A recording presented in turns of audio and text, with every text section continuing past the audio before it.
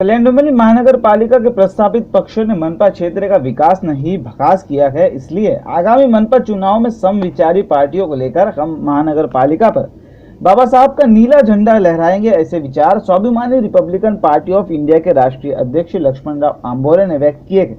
कल्याण डोंबिवली की जनता की समस्या को लेकर शनिवार के दिन नेतेवली के वार्ड नंबर 44 में स्थित स्वाभिमानी आरपीआई के जनसंपर्क कार्यालय में कार्यकर्ताओं की एक विशेष बैठक का आयोजन किया गया था, जिसमें पार्टी के राष्ट्रीय अध्यक्ष लक्ष्मण राव आंबोरे, राष्ट्रीय उपाध्यक्ष अनिल जी सरदार, डॉक्टर महेंद्र बाविस्कर, महाराष्ट्र प्रदेश अध्यक्ष महबूब शेख, राष्ट्रीय संगठक मुस्तफा शेख, कल्याण शहर महिला आघाड़ी की अध्यक्षा माया पगारे, डोंबिवली शहर अध्यक्ष नरेश पई, कल्याण उपाध्यक्ष प्रकाश शिंदे, कल्याण सचिव उत्तम खरे इत्यादि उपस्थित थे।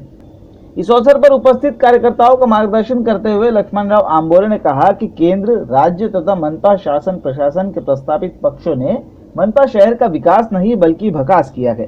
पेट्रोल, डीजल तथा घरेलू गैस की कीमतों में बढ़ोतरी, क्षेत्र के रास्तों की समस्या, शिक्षण की समस्या, बिजली बिल का घोटाला। मनपा की बात करते हुए उन्होंने आगे कहा कि न्यायालय का आदेश है कि मनपा परिसर में अवैध बांधकाम नहीं होना चाहिए, इसके बावजूद शहर परिसर में अवैध बांधकामों की गंगा बह रही है।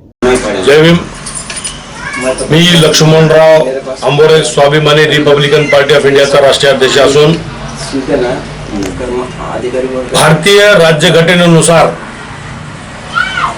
भारतात जन्माला येणाऱ्या प्रत्येक नागरिकाचा राहण्याचे, खाण्याचे, पिण्याची, त्याच्या आरोग्याची, शिक्षणाची ही संपूर्ण जबाबदारी ही महाराष्ट्र शासन, केंद्र शासन, राज्य शासन किंवा महानगरपालिका, ग्रामपंचायत यांची असून सुद्धा कुठल्याही प्रकारचं गव्हर्नमेंट याची कुठलीही जबाबदारी स्वीकारायला तयार नाहीये। केंद्र शासन असेल, केंद्र शासनाच्या माध्यमातून पेट्रोलचे भाव वाढवले जातात, गॅसचे भाव वाढवले जातात, सीएनजीचे भाव वाढवले जातात, असं करून देशातल्या लोकांचा छळ चालू आहे। आणि कल्याण डोंबिवली महानगरपालिकेतर्फे सुद्धा येणाऱ्या ह्या प्रस्थापित लोकांनी अक्षरशः लोकांचे छळ केलेले आहेत। अनधिकृत बांधकाम करायचंच नाही असा हायकोर्टाचा सक्त निर्णय असताना सुद्धा कल्याण डोंबिवली महानगरपालिकेमध्ये एवढं अनधिकृत बांधकाम अख्ख्या भारतातच कुठल्या महानगरपालिकेमध्ये नसेल, म्हणजे एवढंही लक्ष नाही का महाराष्ट्र शासनाचं या महानगरपालिकेवरती। त्यामुळे लोकांना कुठल्याही सुविधा पुरवल्या जाऊ शकत नाहीत, महानगरपालिकेचे कुठले अधिकारी सिरियस घेत नाहीत, कर्मचारी सिरियस घेत नाहीत, लोकांचा अक्षरशः छळ चालू आहे।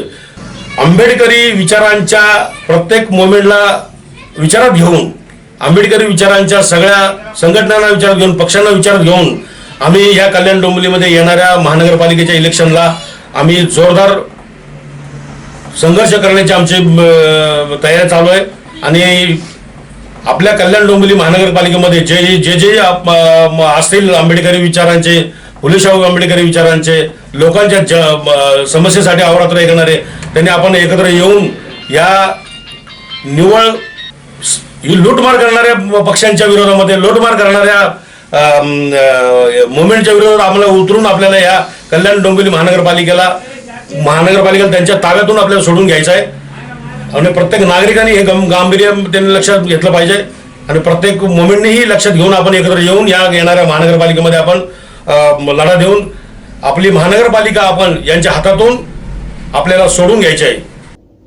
इस मौके पर स्वाभिमानी आरपीआई के राष्ट्रीय उपाध्यक्ष अनिल सरदार ने कहा कि स्वाभिमानी आरपीआई पार्टी ने केवल सेटिंग के लिए ये जनसंपर्क कार्यालय नहीं खोला है, अन्य लोगों ने राजनीति की दुकान खोली है, वैसा हमारा काम नहीं है। उन्होंने आगे कहा कि वे हर हाल में मनपा चुनाव लड़ेंगे, चाहे उसमें उनकी पार्टी का एक नगर सेवक चुनकर आए या फिर 5। बहुजन समाजाला माझा सप्रेम जय भीम।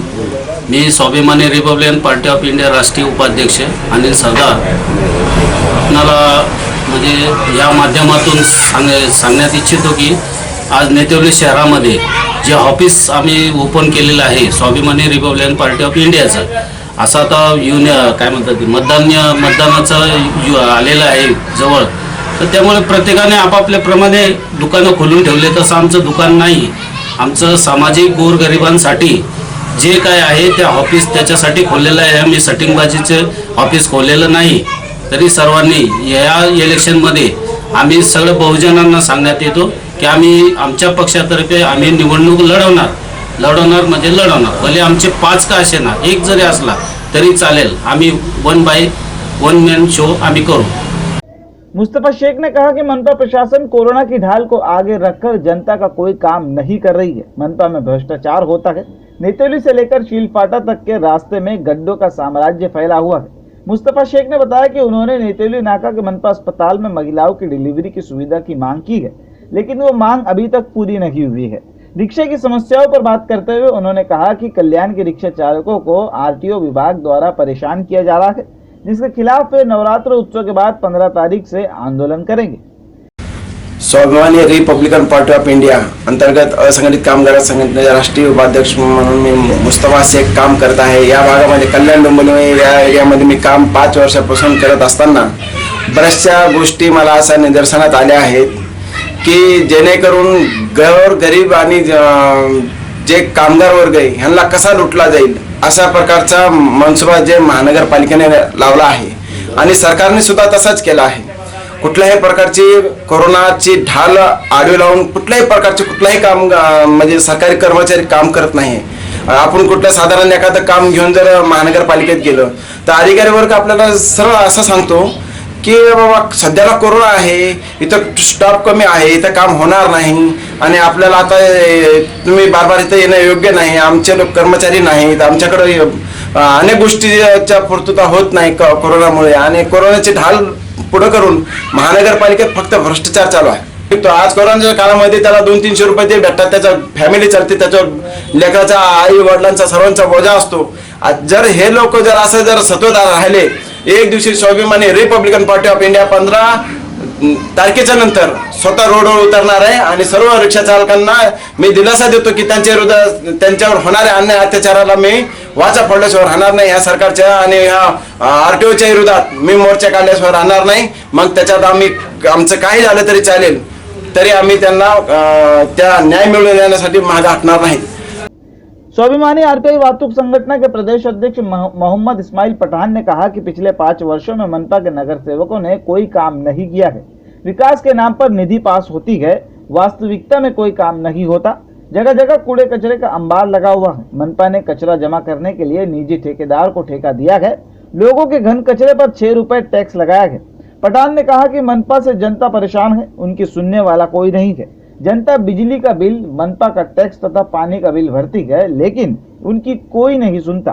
पठान का आरोप है कि 10,000 मानधन पाने वाले नगर सेवक 5 वर्षों में फॉर्च्यूनर कार में घूमते हैं। ये पैसा कहां से आता है, ऐसा प्रश्न पठान ने किया है। स्वाभिमानी रिपब्लिकन पार्टी की तरफ से मैं मोहम्मद इस्माइल पठान, महाराष्ट्र प्रदेश अध्यक्ष। इस कार्यक्रम का उद्देश्य ये है कि महानगर पालिका में पिछले 5 साल से नगर सेवकों ने पूरा काला बाजार कर चुका है, एक भी काम किए नहीं है और सिर्फ नीति पे नीति पास हो जाती है, बिल पास हो जाते हैं और रास्ते नहीं है, सड़क नहीं है, कचरे की सुविधा नहीं है। कचरे का टेंडर गवर्नमेंट को दे दिया है, प्राइवेट कंपनियों को 600 रुपये पब्लिक को चार्ज लगा रहे हर महीना। इसका पब्लिक कहाँ से भुगतान करेगी? कोरोना के काल में लोगों की नौकरियाँ चली गई है, खाने के वादे हैं और आज के पीरियड में बारिश की कोई सुविधा नहीं है, ड्रेनेज नहीं है, सिर्फ लूट है महानगर पालिका में और कोई सुनवाई नहीं है। जो भी इस सुनवाई को करने जाता है उसको सिर्फ दिलासा दिया जाता है कि आपका 2 दिन में हो जाएगा, परसों हो जाएगा, लेकिन कुछ नहीं है। नगर सेवक अभी है नहीं, साहब है नहीं और इसके चक्कर में खाली पब्लिक को चक्कर काटना पड़ती है। पब्लिक फिर वो छोड़ देता है, वो कोरोना है, गर्दी मत करो, मास्क पहनाओ, मास्क लगाने का फाइंड, इसका फाइंड, सब पैसा जा किधर रहा है केडीएमसी का। केडीएमसी का इतना काला बाजारी हो रही है कि पैसा रहने के बाद केडीएमसी को सब जीरो बताया जा रहा है और पब्लिक को सुविधा जीरो दी जा रही है और बता रहे हैं कि लाइट, अभी लाइट पिछली 4 दिन से लाइट चली गई है ईस्ट में, उसका कुछ ये नहीं है। फोन करेंगे अधिकारी फोन नहीं उठाते, ऊपर वाले बोलते हमको मालूम नहीं है। तो मालूम किसको है? इसका जवाब कौन देगा जनता को? जनता खाली परेशानी रहेगी, टैक्स भरेगी, कचरा बिल भरेगी, पानी बिल भरेगी और इसको कौन सुविधा देगा फिर जनता को? फिर नगर सेवक की किस लिए है? नगर सेवक को पगार किस लिए है? ये नहीं देना चाहिए। जब वो काम ही नहीं करते हैं तो उनको पगार क्यों, उनकी सुविधा क्यों? आज नगर सेवक को पगार रहता है 10,000 15,000, वो करोड़ों रुपए छाप के बढ़ जाता है, फॉर्च्यूनर लेके घूमता है। कौन से बेस पे घूमता है बताओ मुझे? आज तुम 5 साल का पगार लगाओ, आपके पास 5 साल में बंगला बन जाता है, 5 साल में 1 साल में फॉर्च्यूनर आ जाती है, कैसे आती है?